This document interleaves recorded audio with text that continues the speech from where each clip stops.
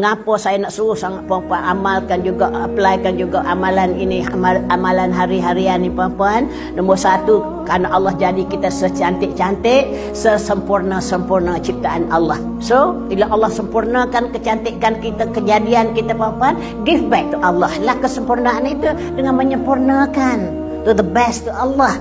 Barulah berbaloi dengan dia ciptakan kita secantik-cantik, semulia-mulia, faham dah? Maka dengan hidup dalam kemuliaan, hidup dengan kecantikan iman, takwa kita, akhlak kita biar cantik, puan-puan. Keimanan cantik, tutur kata kita semua biar jadi baik, puan-puan, ya.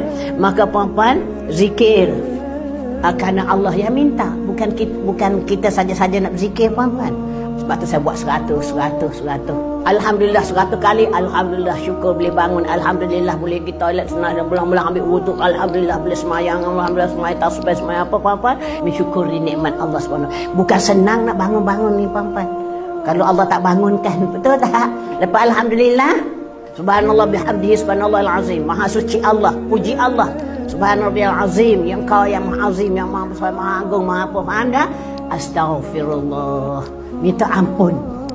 Nombor satu lagi kita kena clarify wasal. Nak minta apa-apa puan-puan kena minta ampun dulu. Biar Tuhan ampunkan dosa-dosa kita. Sedar saja tengah malam. Mari tersedar, terjaga. La ilaha illallah wahdahu la syarikalah, lahul mulku wa lahul. Itu automatik keluar mulut kita, puan-puan. Menandakan kita bertawakal pada Allah, kita appreciate Allah betul-betul, puan-puan. 100 kali. Lepas 100 kali, puan-puan, subhanallah walhamdulillah wala ilaha illallah, Allah akbar, wala haula wala quwata illa billahil aliyyil azim.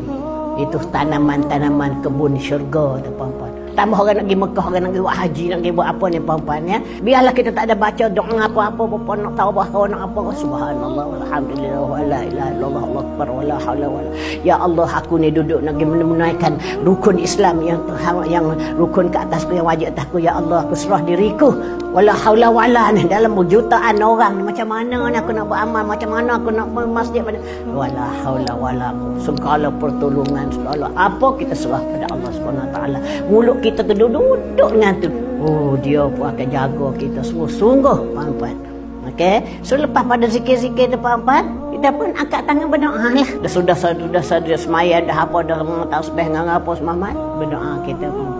Tak usah minta benda lain. Nombor satu sekali, puan-puan, ampunkanlah dosa-dosaku, dosa suamiku, anak, menantu, cucu, kedua ibu bapaku, keluargaku, muslimin dan muslimat, mukminin dan mukminat, al-ahya'i minhum wal amwat, yang hidup dan yang mati. Contribution kita memohon pada Allah, atas Allah nak ampun ke tak nak ampun, puan-puan. Tapi alhamdulillah, apa Nabi jaminkan, puan-puan, doa yang kita panjat pada orang yang orang tidak mengetahui siapa yang mendoakannya itu lebih afdal. Nak bersedekah early morning ni pun tak ada apa sedekah dengan tahlil, sedekah dengan doa, sedekah dengan apa, puan-puan. Muslimin, muslimat, mukminin dan mukminat, itu satu contribution yang besar, satu sumbangan yang besar bagi kita, puan-puan. Mendoakan orang, kesejahteraan orang, puan-puan. Lepas minta ampun, dia kedua apa dia? Minta berkat.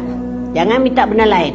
Tak payah minta benda lain, puan-puan. Dia akan datang dengan sendirinya. Berkatilah hidupku, berkatilah suami, anak, menantu dan cucu, kedua ibu bapa, kedua keluarga, ke muslimin dan muslimat, mukminin dan mukminat.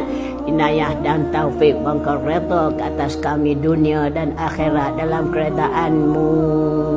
Barulah kita, anak kita, cucu kita, murid kita, siapa yang kita sayang, puan-puan, duduk dalam rahmat, duduk dalam reda Allah. Kan cantik?